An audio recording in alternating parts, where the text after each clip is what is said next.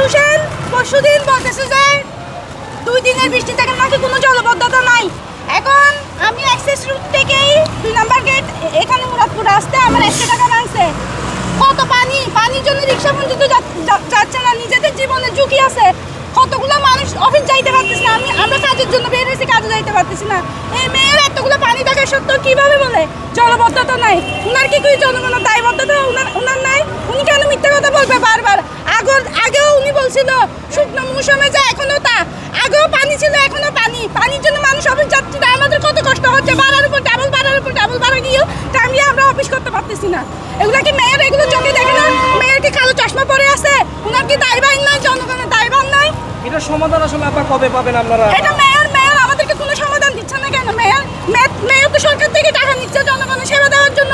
রাস্তাঘাটের কি অবস্থা, জনগণের কত ভোগান্তি হচ্ছে এখানে। মেয়র এগুলো চোখে দেখে না? মেয়ের কি কালো চশমা পরে আছে?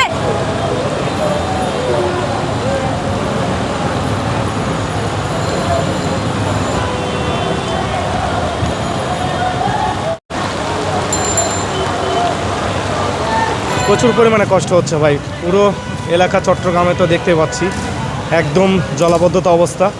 এর মধ্যে তো বাইকের স্টার্টও নাই না। অনেক কষ্টে এত দূর পর্যন্ত আসছি, মুরাদপুর পর্যন্ত।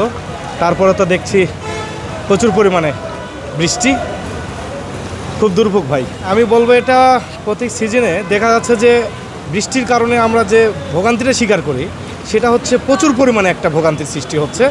ড্রেনের কাজটা অন্তত পক্ষে 80% ক্লিয়ার হলে পরে কিছু কিছু জায়গায় ক্লিয়ার হয়নি, যার কারণে এই ভোগান্তিটা হচ্ছে আমাদের চট্টগ্রামবাসীর প্রচুর পরিমাণে। আমরা এখান থেকে পরিত্রাণ পেতে পারি যদি এই মূল ড্রেনটা যদি ক্লিয়ার হয়, তাহলে আশা করি এই জলাবদ্ধতাটা থাকবে না। এত পানি উঠলো এত বছরের মধ্যে প্রথমে, মানে এই বছরে আর কি, এবারে প্রথম বেশি এত পানি উঠলো।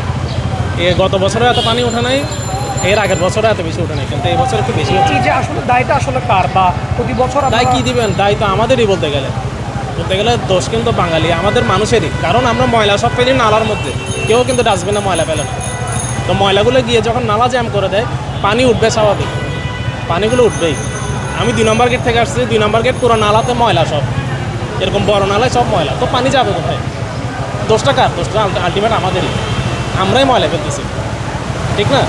তারপর হচ্ছে আপনার ধরেন কর্পোরেশনে ময়লা পরিষ্কার করে না, ওদের একটা দায়িত্ব, মানুষ ময়লা ফেলছে, মানুষ ময়লা নিয়ে যাবে, কিন্তু ওরা ময়লা নেয় না। তো স্বাভাবিক আলটিমেট কষ্ট আমাদের সবার, এরকমই আর কি।